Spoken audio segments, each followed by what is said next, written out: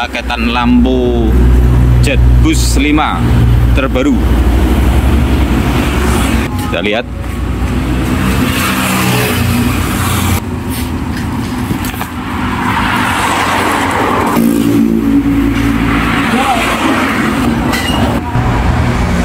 Langsung dibuka.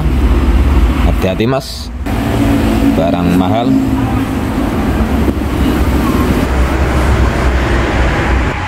Pertama lampu sennya ini teman-teman, untuk tengahnya memang sengaja enggak diambil karena kalau disambungkan terlalu panjang kalau di bumper truk, jadi enggak diambil.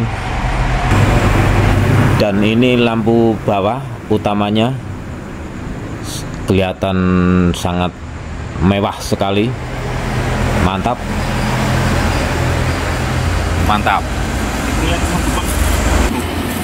Ini pakai billet ya, 3 asli billet ini ya. Ini sennya. Ini pakai stainless. Untuk belakang, waduh, sangat makanya ini mahal. Iya. Cuman 12 juta rupiah.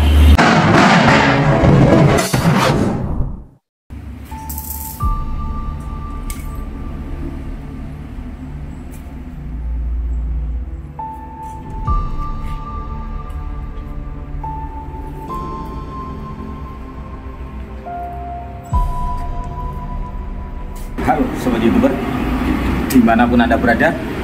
Sekarang teman-teman, ini saya akan mulai buat lampu bumper JAC bus 5 nih teman-teman.